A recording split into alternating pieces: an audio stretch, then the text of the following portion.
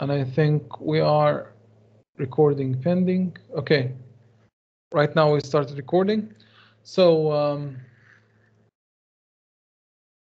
for this introductory bit, I'm going to actually talk about C#, how it came to be, and what is it all about. So C# as a programming language actually have been around since like for the last 20 years or so. It actually started as a project. I think it was called project code name Neat. I've read it somewhere from one of those developers who actually developed C# on one of their blogs. I think it was called Neat. And it's called C# because it's in the musical theory, the musical note, the note which comes after C is actually C#. That's why it's actually called C#. Microsoft had in the past, they were actually supporting like Java, and they were before Java was taken over by Oracle. It was the maintainer or the owner will say is Sun Microsystems. It's a very old company. And Sun Microsystems were actually maintaining and adding features to Java and stuff. And because Java was an actual open source and I mean as a programming language, as a compiler and everything, people actually had the ability, or the people actually had the license to modify or create their own virtual machines and their own extensions to Java. And Microsoft actually did Java virtual machine, their own Java virtual machine. So you had this Microsoft Java virtual machines. Now, obviously, Sun Microsystem wasn't quite happy with many of the things which Microsoft was doing, and was quite annoying them with a lot of problems with the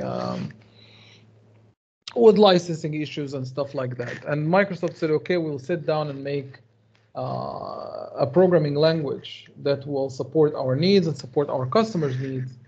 And you got actually C#. So they actually made they employed or took a small team of 4 or 5 people, I think, and they sat down and they created the C# specifications, and they made the programming language. I think around 2001, .NET Framework was introduced, along with C# 1.0.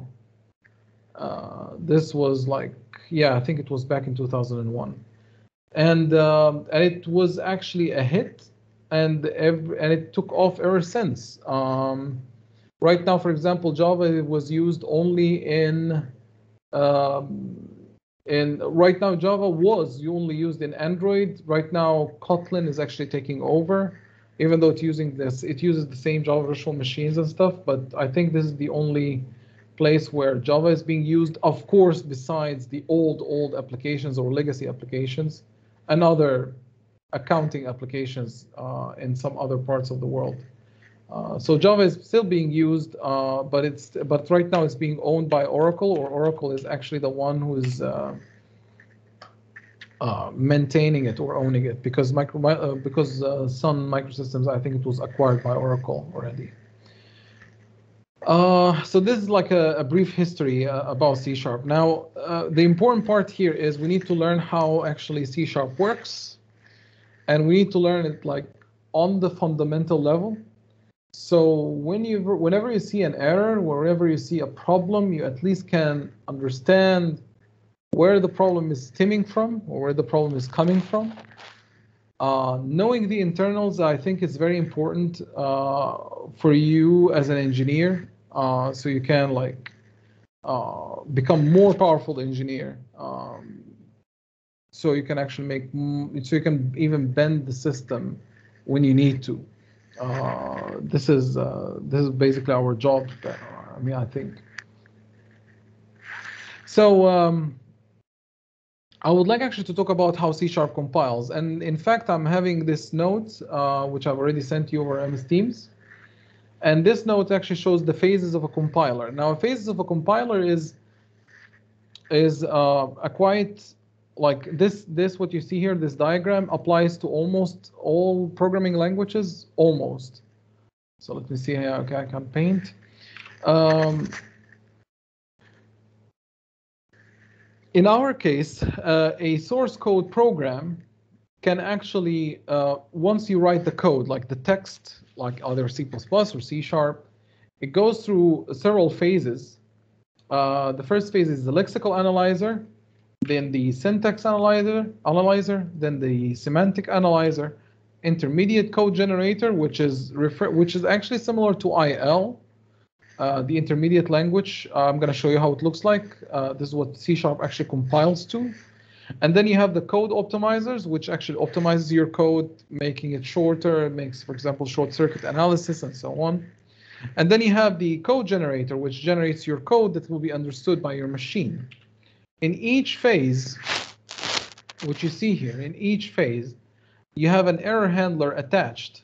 And the job of the error handler, it will actually say, okay, if there is any error happening in any of those stages, it will immediately stop the compilation process, stop the compilation process and tells you you have an error in one of these guys, okay? On the other hand, you have as well the symbol table manager, and the symbol table manager its job is to keep a table of all the variables that you have actually created. So if you have, for example, int x equals to 0 or person p equals to a new person, that p as a person is actually stored in the symbol table manager. This is actually a little bit of a compiler theory stuff, but it's actually like I'm making this a very, very far away overview. Now, if we look at the an example here, let's say that you have, I will actually, like, I'm talking about a single line of code. Okay, I'm not talking about the, oops, hang on, redo. I'm not talking about the, like the whole code, just a single line of code. If you are having, for example, something like a price, which equals to an amount, like a price of an item equals to amount plus the rate plus 50, okay, and 50 is just an integer number. This line of code will pass through a lexical analyzer, and its job is to actually produce a list of identifiers or variables, okay? So for example, for each one of those, the compiler will see, aha, okay, this is a variable, this is a variable, this is a variable. For the compiler, it will think of it as identifiers. So ID1, ID2, ID3, okay? Then it will actually pass through, once this is done, this bit will go through the syntax analyzer. And the syntax analyzer will construct something which is called a syntax tree, which I'm going to show you in a minute. What it does is it just simply like makes a tree, and we're going to actually look at this in algorithms as well, makes a tree of variables, or actually a tree of the syntax of how you have written the syntax. And if there is something is missing or the order of tree is wrong, it will actually do, it will give you, for example, a syntax error that you, for example, written, let's say ID2++, for example. Then it will just simply say, hey, you cannot have a plus plus, you can have plus a number, then plus something, right? And it does parsing actually using top-down or bottom-up approach. Then later on, it will pass into the semantic analyzer. And the semantic analyzer, what we'll do is it will actually convert or make sure that all the types are compatible, right? So for instance, this is right now is an integer. However, the price and amount and the rate are real numbers, meaning it can be, there can be a fraction in there. So it can be a float or double, let's say. So the integer part needs to be converted automatically, right? To become consistent with the rest of the types. If the compiler cannot convert this, it will actually give you a compilation error. It will say, hey, you cannot, invalid conversion error. It cannot convert from one type to another. But basically speaking, a compiler can easily convert an integer to a real number, which is going to be either a type of double or float. So right now it will convert it to like 50.0, for example. Okay, so this is going to be here 0.0. And then it will generate the intermediate code. And the intermediate code is going to be like something like, okay, let me actually translate all this semantic tree into an actual code that can run with instructions. And this is like similar to IL, let's say, to intermediate language code. So as you can see here, first it converts the integer to a real number because this guy is submitting to this stage what it has to do. So it says, for example, convert me the integer here to a real number, then just simply multiply the ID3 by temp1, which is this guy, by the temp1, which is the calculation which has happened in there, and then multiply the temp3, or temp3 equals to ID2 plus the temp2, for example. So right now we are doing this stage right now, and once it's done, it will just elevate to this stage, okay? So it just assigns ID1 equal to temp3. So just simply broken down the operations into each level, okay? So that's pretty much actually it. Now, once this is done, we get another one, do not save. We pass in through the code optimizer, and the code optimizer, what it will do, it will just simply say, okay, we have done this in too many steps, let us rewrite the code. So it will just simply rewrite your code in a much more efficient way, so you can actually minimize the number of instructions once this is converted into assembly code. So right now, this is pure assembly that runs on your machine. So R2 and R1 are simple registers on your CPU, like your AX, BX, or if you're on the 64-bit processor, it's going to be EAX or B or EBX registers. And it will just simply like do the move, the multiply, the move, and the add, and the move. Okay, so I advise you actually to look at assembly whenever you have time. I think it would be a quite fun experience. At least you will learn more about how your CPU works. You get closer to the metal. But basically speaking, this is how this is the basic phases of compiler, of any compiler in general. Even C# goes through this. C++, I think, to a certain extent, it's actually going through this. There are more steps involved, by the way. There are, for example, local rewriters, short circuit analysis. There are so many other things are going on. Probably I will describe what a short circuit analysis is in another time, probably in the next lesson or so. But for the time being, we will stick to that description. So now that's actually this out of the way.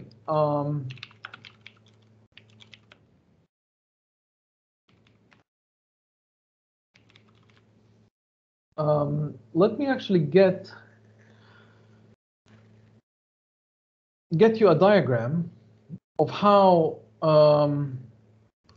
C# actually works.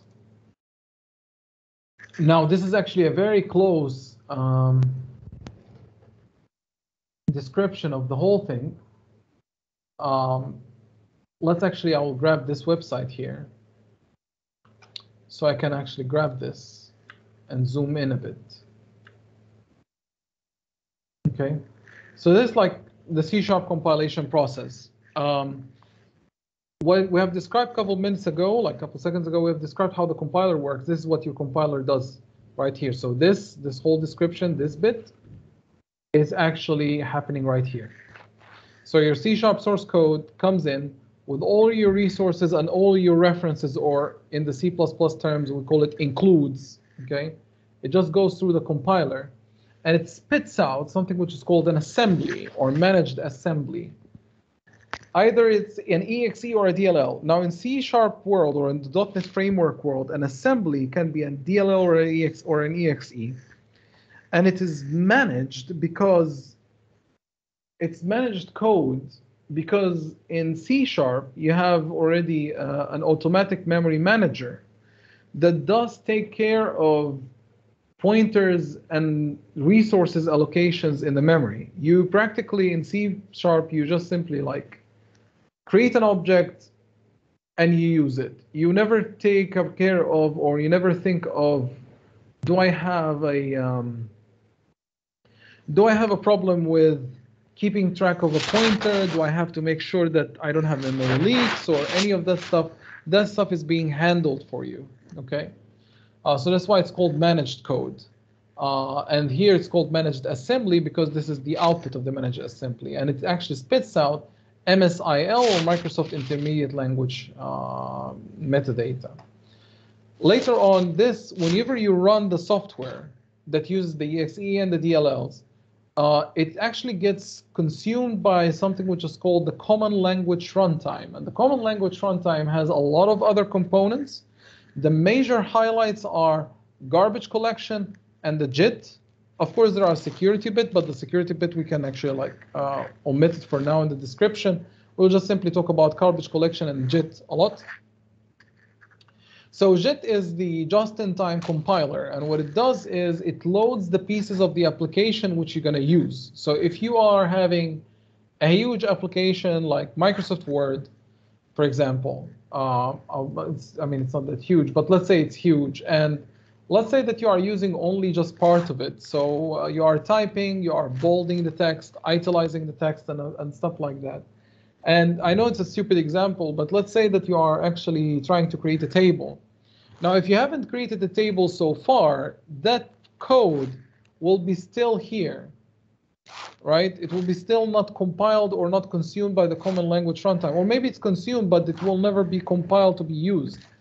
And the just-in-time compiler, what it will do, it will say, aha, okay, right now I'm going to need that bit of code. Let's load it into the memory, compile it really quick, and convert it into a machine code that can be consumed and understood by the operating system so we can display it. Otherwise, you could end up actually using just part of the application, and you're not using the rest of the part, so that rest of the part of the application will not be loaded into memory. So this is actually quite nice optimization. And actually allows to do a lot of games as well. Like games, I'm talking about games in terms of how we play with objects in memory. So we can actually do something which is called reflection, and we can inspect the type of the object in real time, right? So we can know what type of an object is in real time, so we can do certain actions.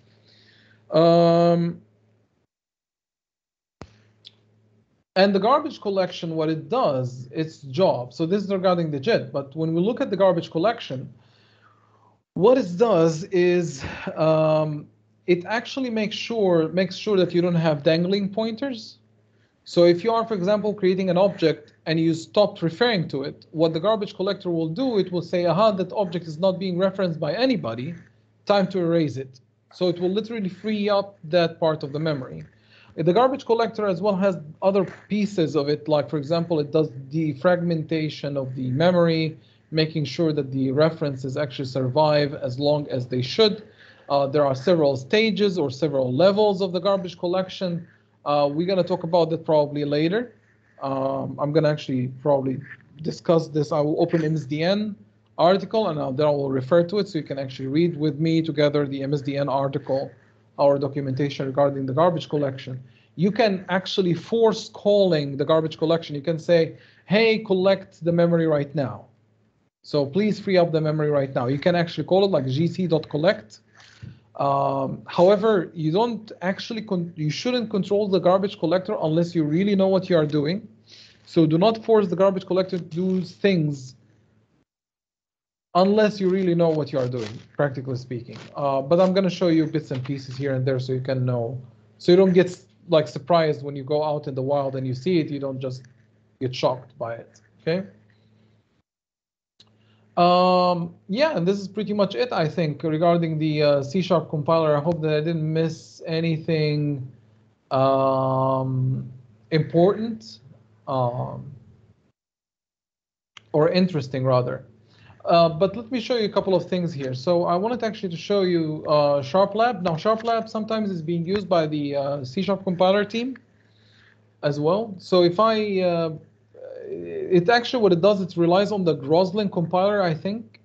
And what it does, it just converts everything from, like, it takes the code and decompiles it if you want to, and it shows you the syntax tree and stuff. And I wanted actually to show you that. So let me,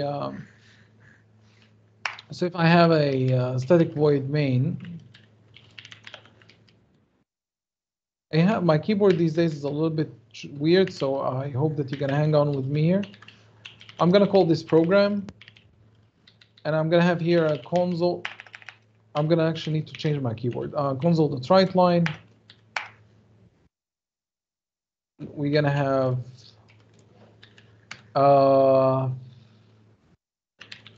world. Also, we can have var a equals to 1 plus 2, for example, or something like that. Or let it be a equals to var x equals to 10. So we can see more of the syntax. Var y equals to 20.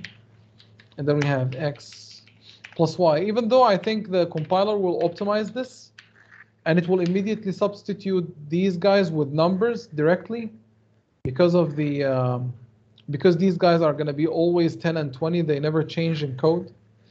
And let's use a, so console.writeLine, a, for example. And right now I can actually run this. So running this, I will have actually hello world, and then I'm going to have 30, right? However, if you look at the syntax tree, it actually gets interesting. So you can actually see the class declaration. So the using directive, you get the using keyword because keyword is actual reserved keyword. That's why it says, using keyword. And you have the trivias, and trivias are, at least in compilers, are like the things which relates to how we display things. It's something that is not important for the compiler, but rather important for us as humans, so we can actually read that stuff. Besides other syntax stuff, I mean, right now, if I don't do this, if I don't have this, it will actually have a compilation error. So it will actually check for trivias. It's called trivia just, I think, because of that. Then you have the keywords, like the class, and then the space trivia. Right now, you can see it's being highlighted everywhere. And then you have the open space tokens. And these guys are called tokens, by the way. So these guys are called also tokens. So let me see here. So here's X, the space, the equal sign, and then it will actually grab the values. Literal value, so token 10. I need to actually get to the A here, bit. Hang on. These are the local declarations, but I wanted just to show you this one. This one is actually interesting. This one is similar to the one which I've shown you a couple seconds ago from the image. It is actually the same thing. You see, it's just the same syntax tree. And this is what your compiler does. It just simply splits this into a syntax tree. And from that syntax tree, it just reconstructs an IL like this. Let's ignore this for now. But this is your intermediate language. This is what your C# exe and DLL's content converts into. And this will be actually used in consumed by the common language runtime. So the common language runtime will take this and convert this into a machine code appropriate to your architecture. So if you are running a C# application on ARM, your machine code will be different from running on an Intel or AMD processor, and also different from running on something completely else, like RISC chips or something like that. And the managed code or the intermediate language code, its job is, like, once it actually stops here, it makes sure that you can write code for any architecture. And only Microsoft, what it needs to do is to create a common language runtime that it can actually take the code and convert it into a machine code for the target architecture. So if Microsoft didn't write, for example, a specific .NET framework, let's say CLR or .NET framework runtime for ARM, for example, if they didn't write that, you will never be able to run C# on ARM unless you write that runtime by yourself. There's also one more thing. C# is in fact an open standard, by the way. So if you look at C# ECMA standard. There is a PDF talking about the C# specifications, and I hope I didn't get an old document, but I will show it to you anyway. The C# language specification, actually you can go ahead and you implement your own C#. I mean, Mono is an example of that. It just relies on the ECMA standards of C#.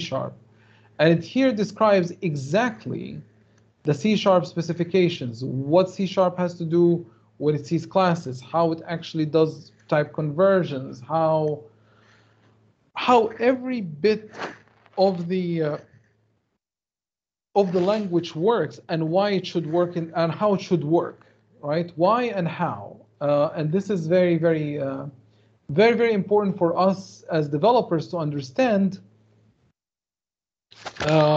and understand the side effects of what we do, because it makes us more powerful engineers or developers, let's say, okay? So I advise you actually to look at this. By the way, sometimes I've seen actually people in Stack Overflow, when they ask certain language design questions, they tend to refer to even this ECMA document. They say, hey, according to the standard, you shouldn't be able to do, for example, certain syntax, even though it makes sense. But for example, according to the standard, you can't. I think usually Microsoft submit this until it gets approved. I don't know which version I'm looking at right now. This is a second. This is actually very old right now. This is 2002. I think there is a ECMA standard for 2018 maybe. Let's see if there's one for 2018 so we can have a look at it, or 2017. So here you go. There's one.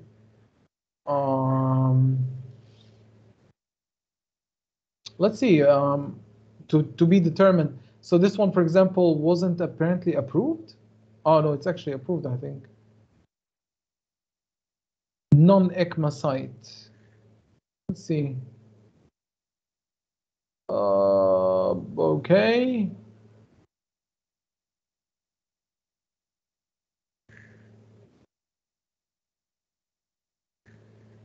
This one is 2018, international standard. So this is actually like the C# specifications, lexical grammar, how the C# actually, like, what are the reserved stuff, what are the stuff which are allowed. Right now, quote unquote, theoretically speaking, you can actually write your own C# compiler based on these specifications. Quote unquote. I mean, do not take this as a hardcore truth, but this is basically, if you understand this document very well, and you know how it, or you know how to design programming language, you can, practically speaking, make your own C# compiler. Okay. This is when it comes to right now. What we have covered is so far. Before giving you a small break. What we have covered so far was the history of C#, how a compiler works, what happens when you compile a C# and you run a C# project using, talking about the previous diagram, which we have looked at, this one. So we have looked at how C# actually gets compiled and how it runs. We made at least an overview. We at least have seen what IL looks like. Intermediate language, how your actually compiler makes a syntax tree, and we have actually observed that. One more thing before I actually wrap this up, before the break, there is another website or another project which I would like to point you out. It's called ILSpy, and ILSpy is one way to decompile C# projects. If you go to releases, and if you go to, right now it's currently preview 1 pre-release, maybe I will actually take the latest release, and I will grab the, if it's collapsed, just simply expand it, and you pick up the zip file if you want to. So I'm actually gonna download this. I don't know if I've downloaded it before. Nope. Okay. So I'm actually gonna extract this into a folder in my PC. Hang on. So this is going to be ILSpy, and I'll just simply drag this here. and here's ILSpy. And what it does is just simply like if I run this, it actually takes C# code. So MS Core Lib is your using system, and it will do, it will just simply decompile. Let's see, for example, here's int. So it does is actually decompiles your code from common language runtime, so from IL back to C#, practically speaking. I will enlarge probably the font because we're going to have to refer to this when I'm describing to you what's happening in C# when you are typing your code. But yeah, this is another way that you can decompile your code. And obviously you can choose which standard you would like to go for. Right now it's set to C#9. We can go back to see how the code would have been written in C# 1.0, for example. Okay, I think I can stop here for a break. Let me just increase that font. Let's say make it like 14 maybe. So it's much better on your screens. Is it much better on your screens right now? Yes, it's way larger. Yes. Okay, perfect. So yeah, so this is how you, yeah, this is what we're gonna look at later on after the break. Right, right now it's 2.00. I'm gonna actually give you time until 2 and 10.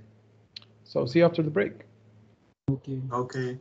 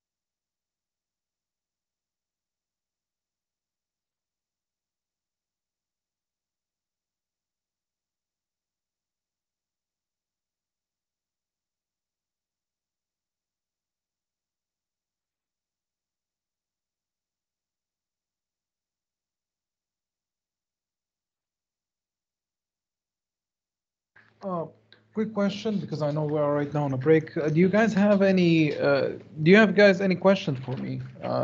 Is there something regarding what I've described a couple minutes ago that's not clear? You want me to elaborate more? No, everything's all right. For Okay. now, it's okay. Okay.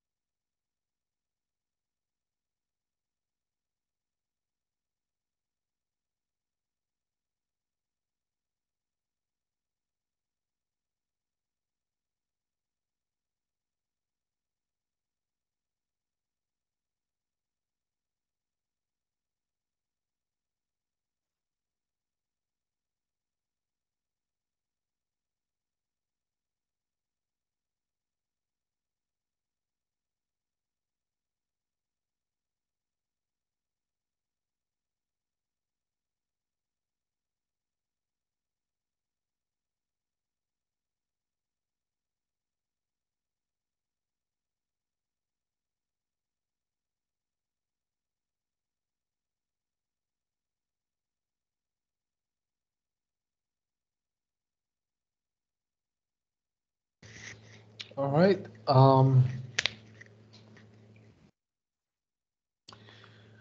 Let's get started. Hopefully, you guys are refreshed. So now that we have actually discussed many of the C# internals, let's have a quick look at how C# works in action. I will just simply launch Visual Studio, and I will create a, let me just create a new project. And I'm actually going to create a console application, but it's not using .NET. I mean, I needed to use .NET Framework rather than .NET Core. So I'm just going to use C#, Windows. Yeah, I'll leave it at that. This is, let's see here.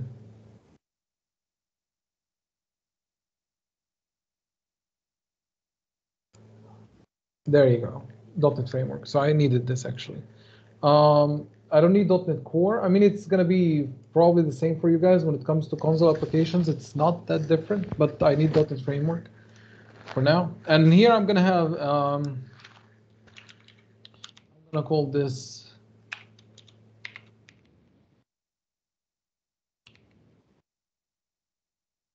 now. I'll just create.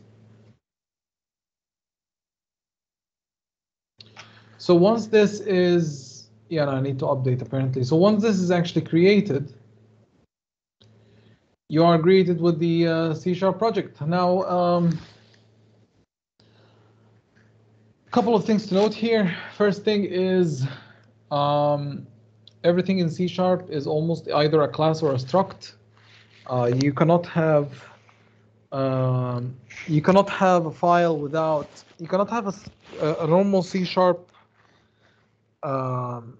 code without, compilable code without classes and stuff.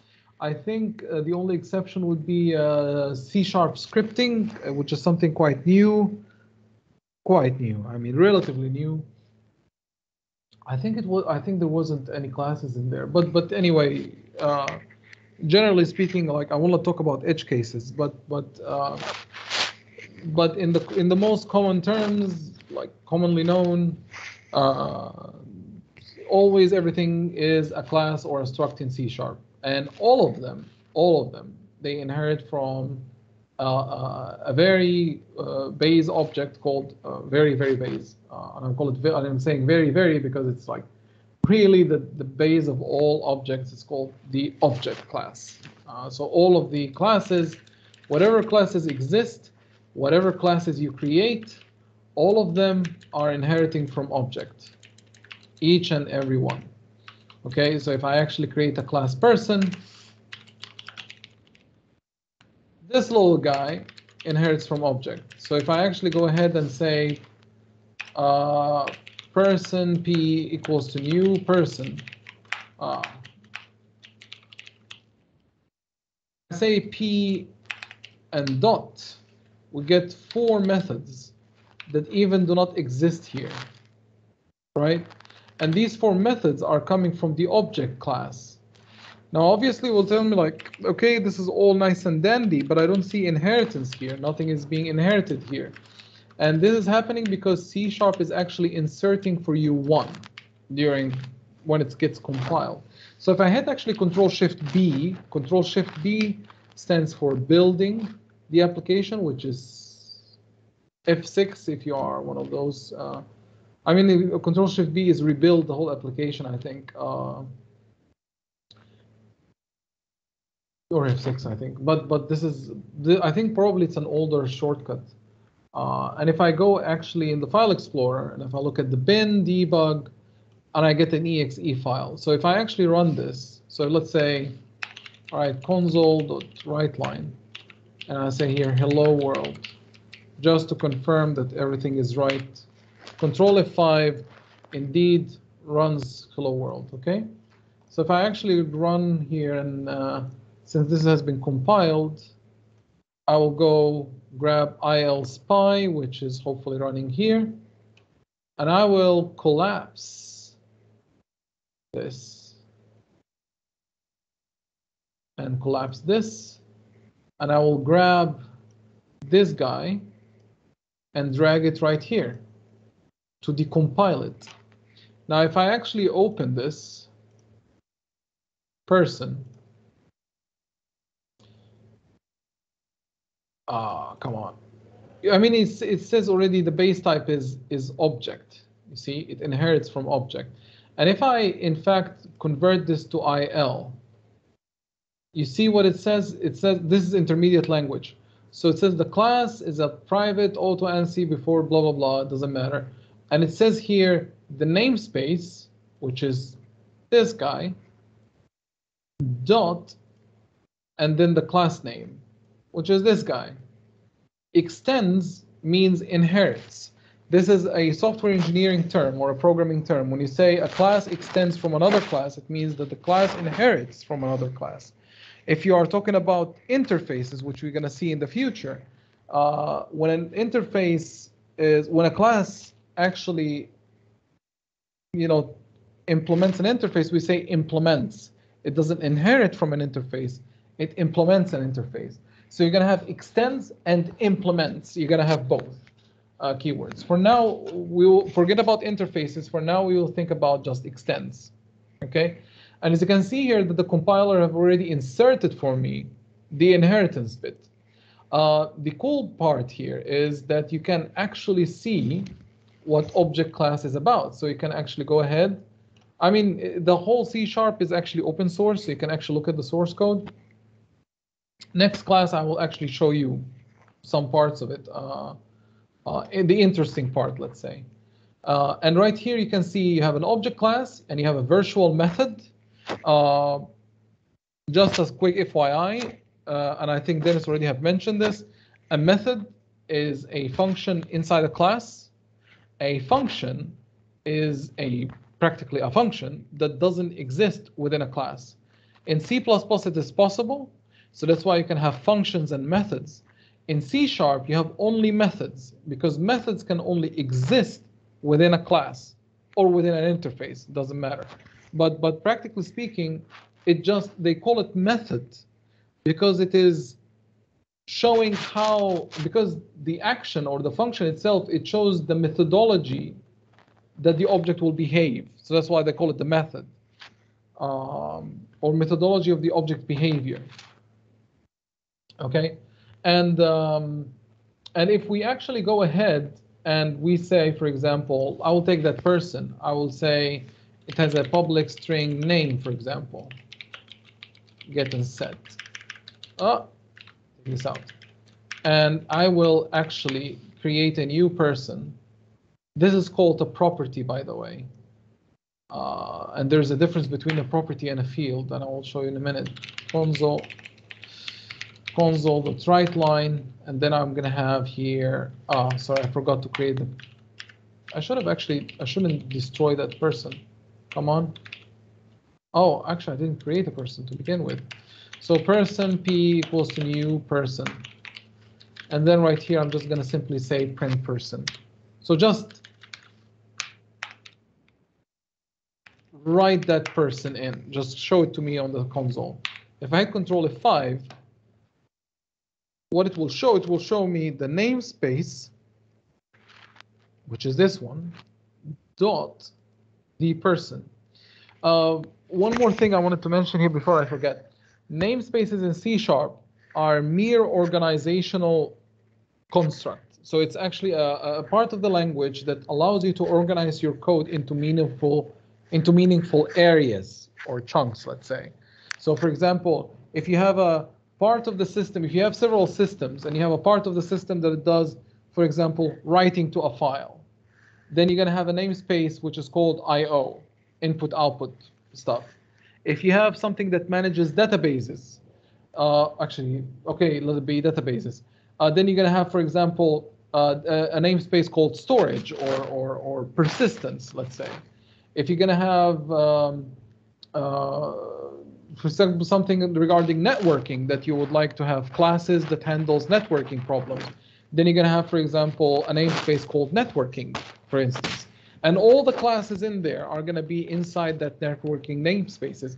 Think of them, you can think of them as folders, right? So since you organize your files in your computer inside folders based on their types, it is exactly the same thing in classes with namespaces. Okay, so that's an important thing to mention here. Now, obviously, not everything is under a namespace in C#. You can actually pull this off, by the way. You can actually comfortably say public class something crazy, and actually it will compile and it will work. Okay, however, this is still registered in a namespace, but it's actually registered in the namespace, actually the global namespace. Actually, since I compiled this, rebuild this, right now if I go to this ILSpy, it still has a reference, I think. So if I reload this, hopefully, so reload, I think, you see, it's under, probably IL will show it.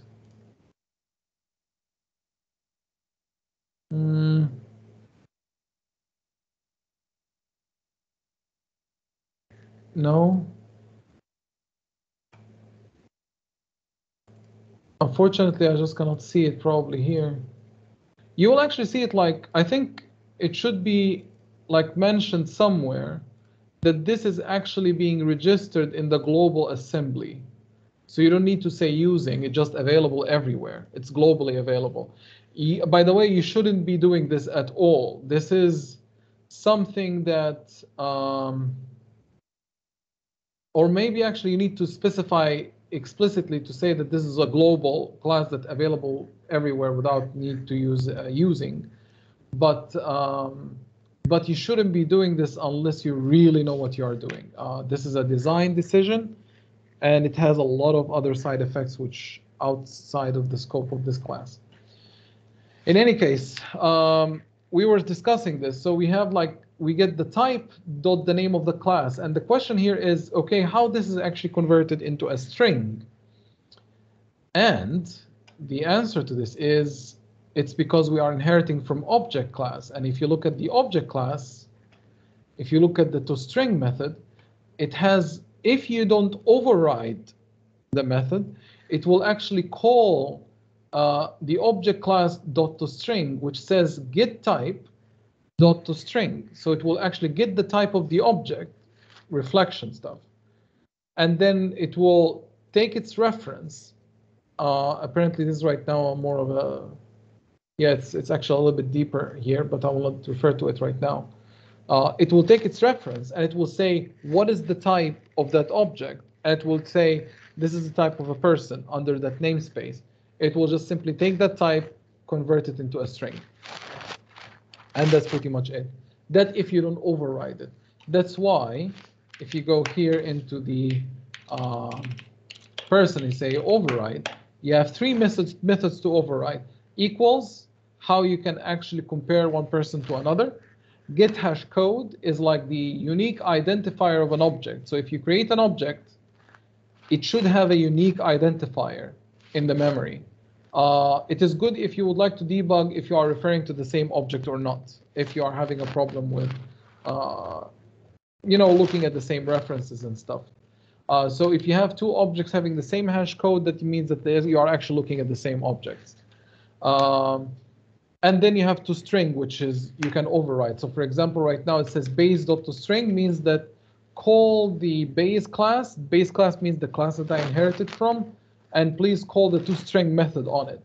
So right now I could actually say, please do not do that. Just simply print me, for example, name. And I think Dennis, I've already shown you that this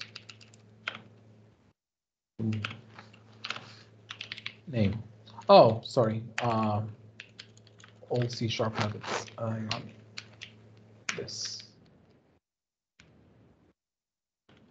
Called Interpolated Strings. Okay?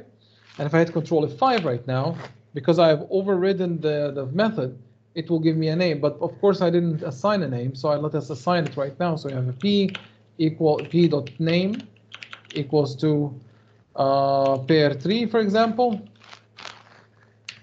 Please do not name your child like that. And there you go. You have a name. Okay? It's actually like printing out. We have overridden the method which we have inherited from the object class. Make sense? Any questions so far? No. Okay.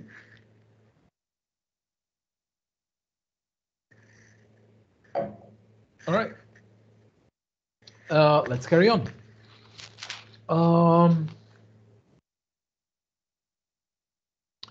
Now that's when it comes to this bit.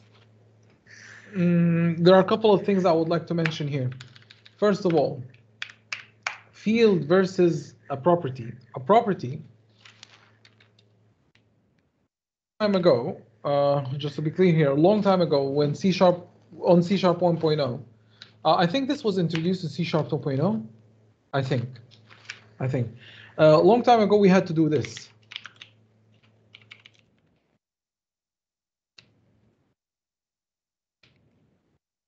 And then we said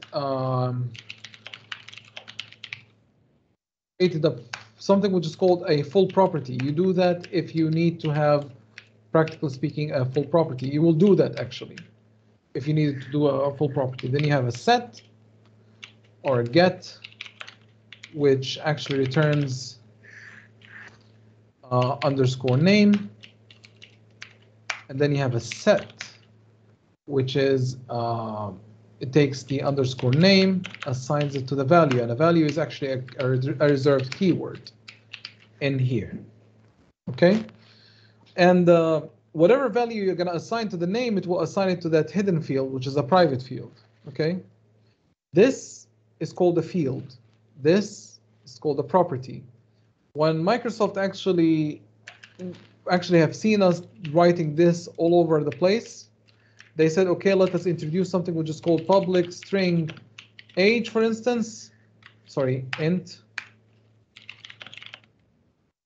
And it says get and set. This is called automatic property. What it will do, the compiler will unpack this into this. Okay? And just to be clear here, the get and set are actual methods, by the way. So if I compile this, and I'll look at ILSpy again.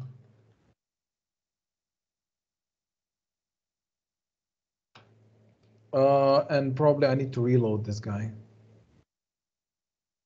The person. Okay, so right now we decompile this. This is C#, and this, if I look at this at C# 1.0, the name already has been unpacked. However, because I already unpacked the name, however, age was automatic property, and you can see it's compiler generated. It created a backing field, and it made actually for me the property. So it actually unpacked it into the same thing which I'm looking at.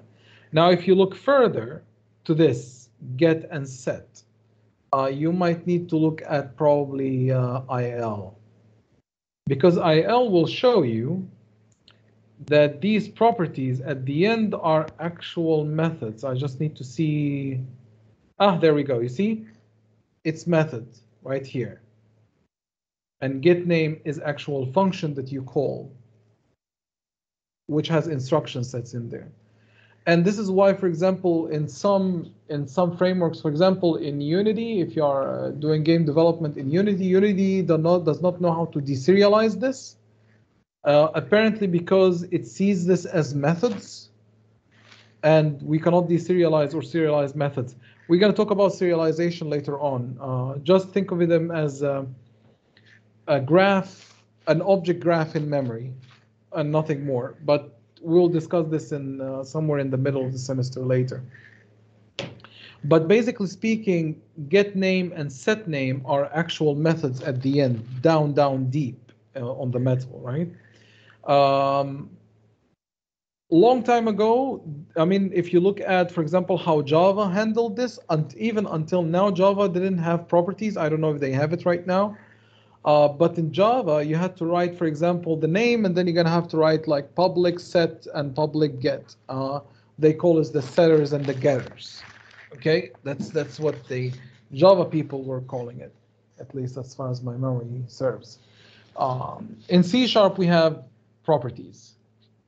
Okay, if you don't want to have a property, you can have a field, but this is right now up to you. It's a design choice. The cool thing about properties is that you can actually specify certain interesting behaviors, like, for example, how you set and how you get things. For example, you could say, okay, let's say you are, for example, something like Jack, for instance. You can say, for example, whenever somebody would like to get a name, you can say, okay, dot to upper. And it's a method. Because name is a string, string has several methods here. Okay, to upper, to lower, and these things. You can have a business rule that says whenever you return a name, you return it all uppercase. You can hit Control F5 right now, and whenever you get a name, if I ever, oh yeah, I erased this, public override string. There you go, and then I could just simply say return name. Yes, IL stands for intermediate language. I'll hit here Control F5 right now.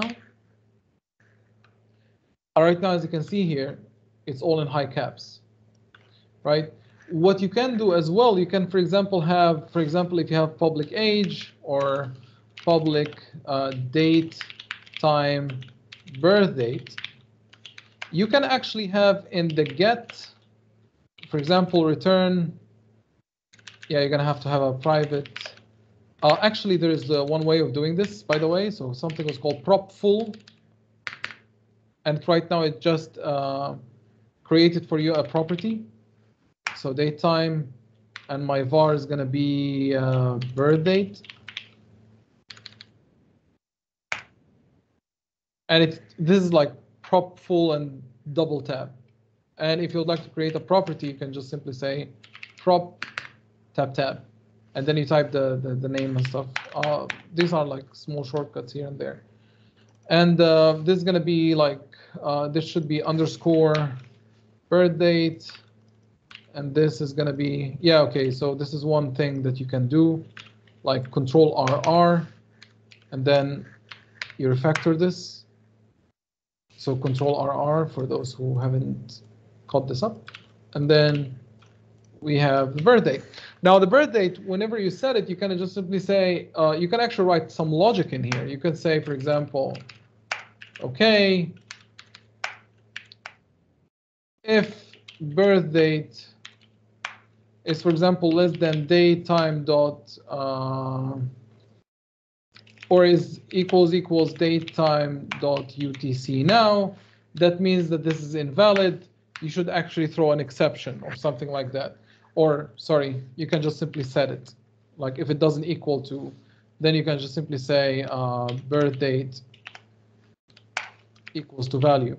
You can actually insert interesting business rules. Now, you shouldn't be doing this here, by the way. Don't do that here. Okay, this is a, okay, just as a reminder.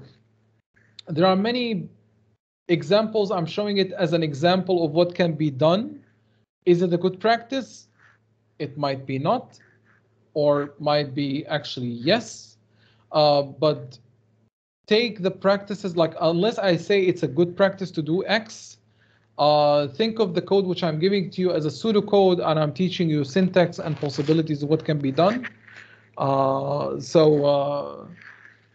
There is a possibility that I'm gonna write very ugly code, but the ugly code is used in order for me to teach you concepts, not production stuff, because we are trying to learn stuff here. So we're gonna actually put the standards a little bit to the side to drive the point across. So just to be clear here. Okay. And if you are actually interested how my code looks like this, for example, if I have equals, for example, I could have something like this, for example, less than or equals. This is called Glyphs, and you can actually enable them by installing something, a font called Fira Code.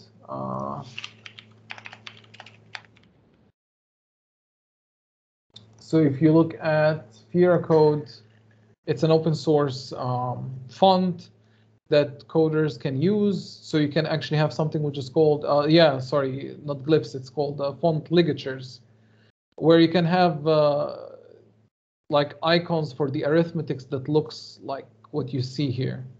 Okay, so yeah, grab it when if you need it. In C#, it's actually quite useful. I use it all. I used to actually install it by default because it makes my life much easier. Okay, so that's out of the way. Search on the internet how to enable this in Visual Studio and install it properly. Right now you have this. Right now you know what it's called. Okay, so this is the reason, by the way, why you have getters and setters, like why you have, properties in that way. You can actually start defining interesting business rules to your code that that you can control from here. You can have a much cleaner and neater code. All right. Hopefully this makes sense. Any questions so far? No. Okay. I'll take this as a no then. All right, so let me talk to you about reference types and value types, which Dennis have talked about as well. But let me show it to you in action. So let me close this and this, and I think it should be in SharpLab. Yep, there you go. So SharpLab has this interesting tool, which you should take with a grain of salt, by the way. It shouldn't be like, I mean, it can be true to a certain extent, but some people were actually complaining about certain things, which I don't have any specific opinion about regarding the accuracy of the presentations of the graphs, which you're going to see. But for now, because we are learning and everything, I will consider them as okay, that we can use them as a learning tool. So let's say that you would like to have a that you would like to know the difference between a reference type and a value type. So we need to know how this will look like. So if you have a person, and then you have something like public string name. By the way, a string is also a class in C#, even the one with a smaller s. Just a synthetic sugar, I think. Int age, get and set. I need to format the code here. Yeah, and I'll just leave it without a constructor. I don't need it right now. And then you're going to have a public struct, and I call this the vector. So let's say you have a vector which has a public int x, or let me float x, get set, and we have y, we have z, and then we have in main here, what I can do is I can create a person, p. Actually, from now on, I'm going to write var person equals to new person. Right here, I'm just going to have a name. There's another way of initializing objects. This requires, if you would like to do this, this requires a parameterless constructor. If you don't provide one, the compiler will create one for you. If you create a constructor with parameters, and only without any parameterless constructor, then you will not be able to pull this off unless you have a constructor without parameters, right? So if I have here, for example, name Jack, and then you have an age, which is going to equals to 10, for instance. Okay. Let me show you this as well here quick. So if I say public person with name, string name, and int age, you see right now this actually no argument given. Right now it's actually asked for arguments. However, if I actually create a constructor without a parameter, it will actually start working. Okay, so that's what I wanted to present. The second thing here, according to C# standard naming standards, we are using Pascal case for class names, for properties, constructors, methods, variable names. We use Camel case for constructor variables, method variables, and so on and so forth, or method parameters and constructor parameters. So for example, if you would like to have something similar to a whole word, you can have, for example, something like is alive, then you're going to have it like that. It's a small letter at the beginning and the capital letter afterwards. Every word is capitalized. So this is called camel casing. Pascal casing is every word has the beginning of it is a capital letter, every single word, including the beginning one. Okay, so I'll erase this for now. And I'm going to actually create another object. I'm going to call this var vector equals to new vector. And this is a struct. And I'm going to have x equals to 10, y equals to 20, and z equals to 40. Fine, 40. There we go. This. Now in Sharplab, there is a very interesting methods or stuff they actually tools that they actually exposed for us called inspect memory graph. And what I can do here, I just simply say expect me the person, and I say here inspect dot memory graph vector. So this is basically what it does.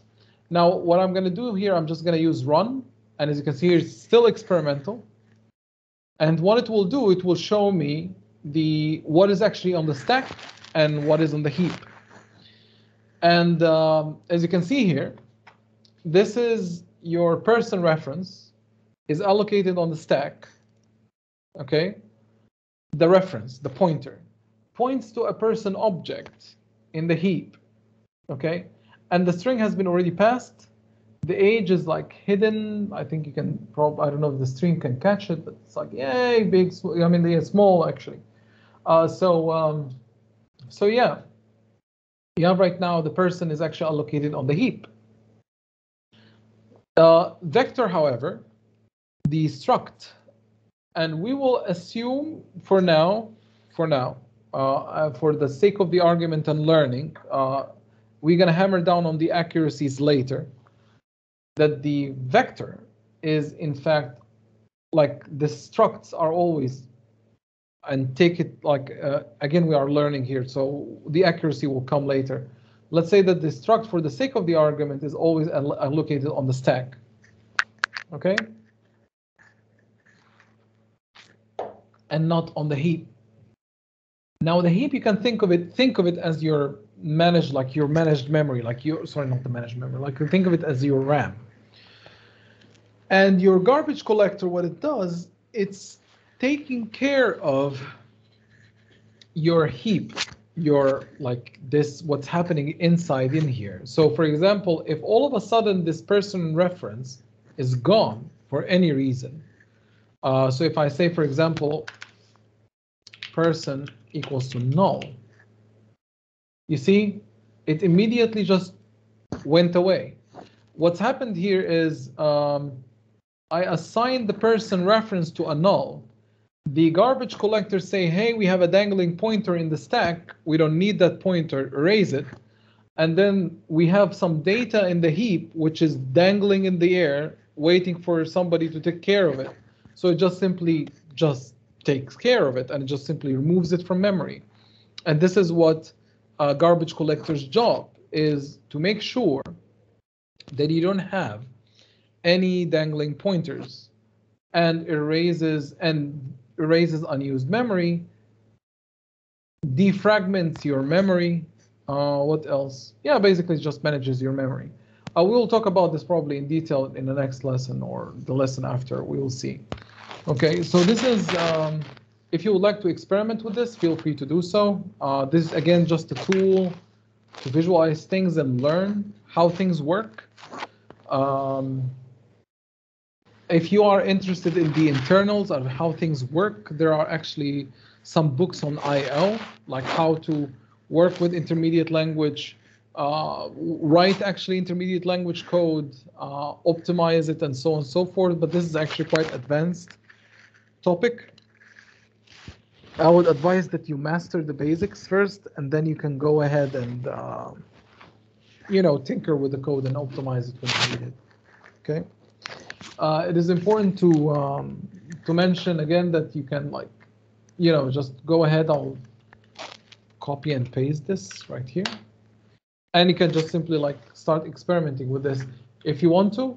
If I copy and paste this link to you, you're gonna get this actually with the code which I have written right now. The last link is the one which has this code, so you can actually build upon it, try, do many things. Okay. This is regarding the how things are being allocated. So reference types usually are on the heap, and the value types are usually on the stack. Usually again, there are a lot of ways of bending that rules, which I'm not going to talk about right now because it's really way outside of the scope of this course. Why do I need to know this, right? This is right now going to be the question. Okay, this is fine, but I will never look at it. Actually, if you're going to be working on high performance computing, there is this programming paradigm. It's called data-oriented programming. It is something inherited, like people started to look at, the full stack engineers start to look at from game developers, because we need to work. At least as a game developer, I need that my code to run super fast. So things that are allocated on the heap and triggering garbage collection, and these things actually take a lot of memory cycles, CPU cycles to operate. So people tend to they say, okay, let's use the stack and allocate stuff on the stack since they're going to go much, much faster. And right now, it's actually the design of the program is completely different. The way how you write the code is almost completely different from a normal code. But you do that only when you are actually having a bottleneck, a serious bottleneck, and you would like to have, for example, a response time of 6 milliseconds or less, let's say. Something similar to the games. Even games are actually have to have a response time of much, much less, but in any case. You get the idea.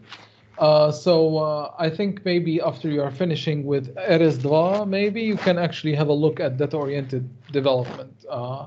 Otherwise, I wouldn't advise it because it's still way ahead from you. But I'm just simply putting it out there. So yes, you can allocate crazy things on the stack if you want to, but it's another story. All right. This and that. Let's talk about the real quick. Let's have a look at the reference types, how they are actually looking like in the code. So if you have a person like this, or actually, I will erase this. Maybe. Hang on. Let me just simply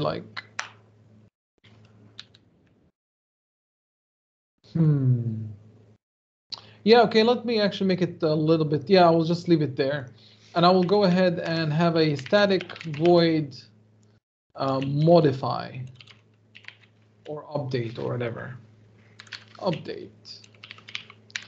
And here I'm going to have int x and int y.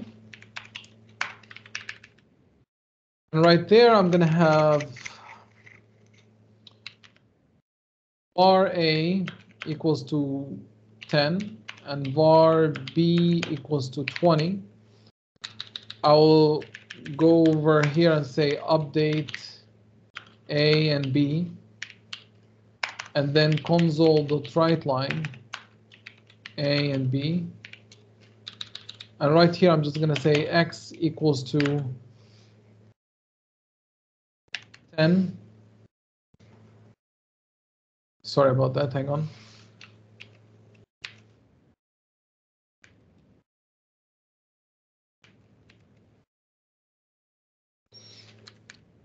Not 10, 5. I'm going to have here Y is going to equals to 10. And that's pretty much it, okay? Yeah, I'll just make it that way. And right now what's going to happen here is I'm going to as well console.writeLine. Well,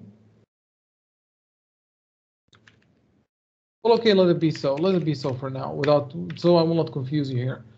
Now, do you know what A and B might be in this case? Can somebody give me a guess? Integers. Equal to what is going to be the numbers? I mean, what A and B are going to be printed out? What are the numbers? A will be 10, B will be 20. Mm-hmm. And why is that? After the update, A will be 5, B will be 10. Yeah. So you would like to say, okay, so at this specific line. At this specific line, it will be A is 5, B is 10, I think. Okay. Anybody has another guess? I think that it's gonna remain the same. A is gonna be 10 and B is gonna be 20 because they're not passed into the method like a reference. By reference, exactly. So because they are passed by value, they're gonna actually stay the same. Okay. Let me erase this Jack guy because it's gonna confuse you a bit. Okay. So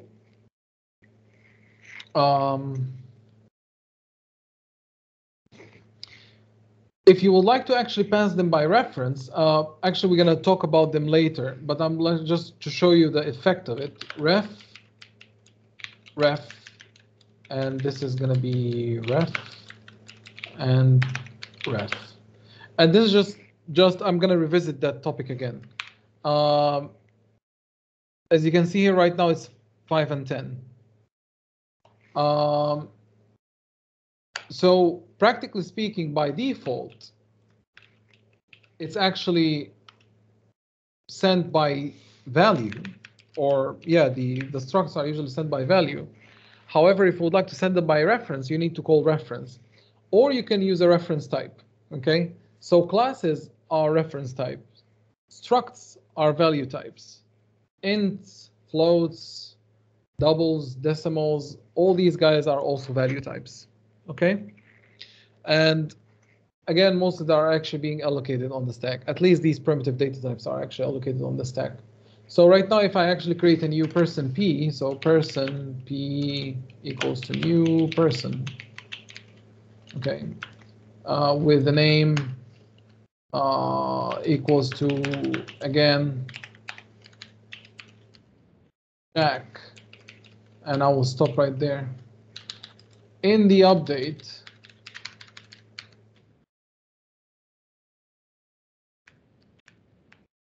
I can erase all this. In the update, I can actually send person P or person, whatever. And then here person.name equals to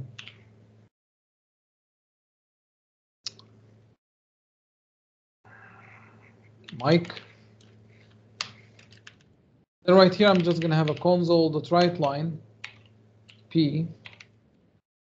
Because I've already overwrite to string, it will actually overwrite to string nicely. And here I'm just going to have update P. Okay. If I hit Control F5, because person is being passed by reference, it will actually flip its name. And no, you cannot actually force it by value. So just to be clear here, if you would like to force by value, you need to copy to make an actual clone of person. And if you would like to simulate that, so you need to make another copy of a person. And you can pass it, so you can keep that reference intact, so you don't modify that reference, okay? If you would like to do that effect of the structs. All right, so this is the difference between reference types and value types. There's one more thing I forgot to mention in the class, but I'm going to mention it to you right now regarding the vars. I think Dennis have talked about anonymous types, haven't he? Like you can create objects out of the thin air. Something like this. Something like this. Have this been mentioned? No, Dennis didn't mention. Okay, then let it be for later times then, because I wanted to describe to you what var is all about. But there's another time then. I think, so let's see. So to recap, I have actually covered with you the basics of C#, like the beginnings of the history, compilation, how compiler work, how C# compilation process similar to the example which we had. We have discussed the reference types and value types. We have seen the IL, intermediate language decompiled. We have seen what properties look like. We have seen, oh yeah, one more thing actually I need to mention here, constructors. You could have constructor with default parameters.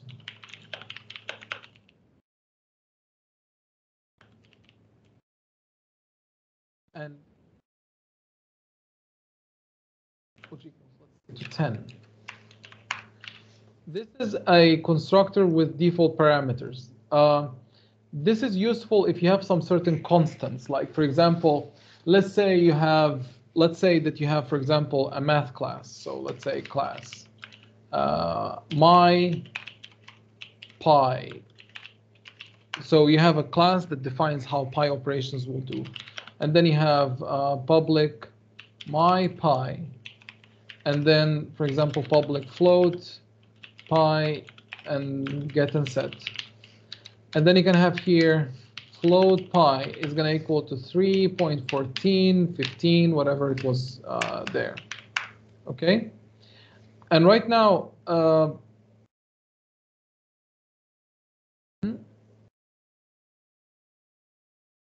F at the end. Okay, because these are doubles at the end. So let's say that you would like to have, so at the end of the day, pi equals to pi, right? Or sorry, pi equals to pi. So you assign whatever is in here into here. Now let's say that you would like to create a pi. So for example, you are working with stuff and then you say var pi equals to new pi, new my pi, okay? And then you say, okay, I would like to utilize that number as is. So if I say console.writeLine pi, we can actually have public override string, and then here I'm just going to have pi, because float already implements dot to string, return pi, fine, dot to string. It will do the automatic conversion for me. So if I hit Control F5, right now you have this pi, okay? Now let's say that you wanted to have much more high accurate pi. What you would do is actually you would say, okay, more accurate pi, and say new pi, my pi, and actually let's see pi. So it's actually 13, 14, 15, and then we just simply like grab all this and just simply insert it in there. And right now what will happen is it will override this. It will ignore this and will grab this and will assign it here.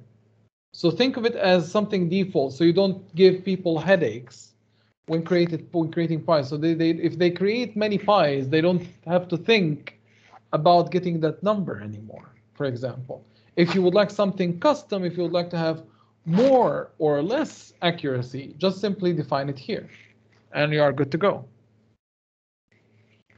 Okay, so this is, and then if you print that out,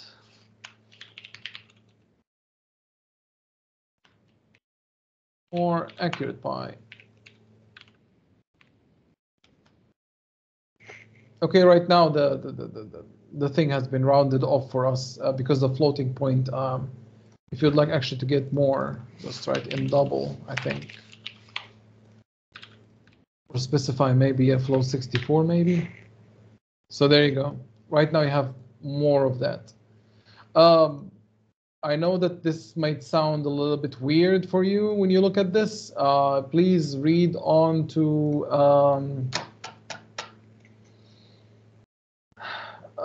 there's a subject called numerical analysis. It's actually the study of how computers analyzes numbers and how actually rounding of floating point numbers work. How computers handling floating point numbers. It's a whole different subject. There are books on the topic. There are actually lectures online on the topic. Feel free to explore. It's a very essential knowledge that you need to know about. So you will actually not be wondering what's happening when you see these weird numbers that you didn't write because the computer is just rounding stuff for you. So you will understand how the numbers system work in computers. So if you deal with money, you don't get surprises or nasty surprises. Okay, I think, I hope that I haven't forgotten anything specific regarding what has been covered. So like right now I covered with you the default constructors. This is like a shortcut for default constructors. Actually, let me compile this and let us reload this. So hopefully we'll get MyPy, and let me get C#.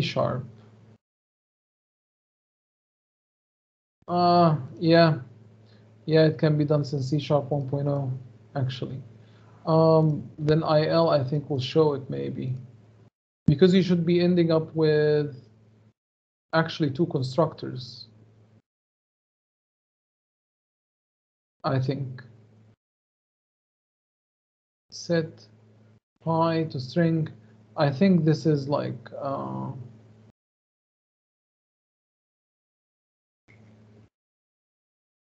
yeah, maybe I'm wrong then in that regard. It's okay, fine.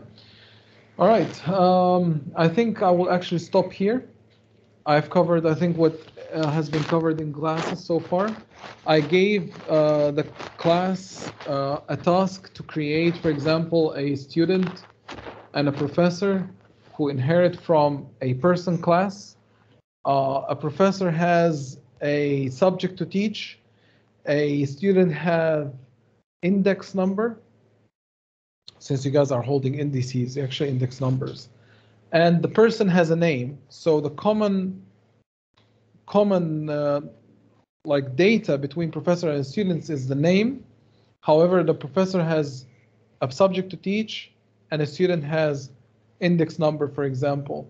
And I gave them to override to string. So they, for example, override to string the professor and the student, so they can be able to create a student or create a professor and print out the name of the professor automatically and the subject which he or she teaches, and the student will have to print out the name and the student's index. If you would like to call on the parent constructor or parent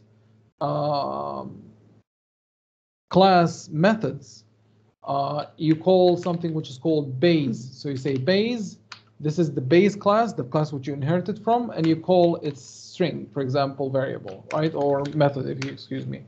So for example, if a person, so if a class called professor, and then you have, for example, subject, then you have, for example, public override string. You are inheriting from person. Then you can say base.toString, which will call this person name, and then you can have concatenated strings, so you can have like something like this, and teaches, and then you can, for example, put here subject. Okay.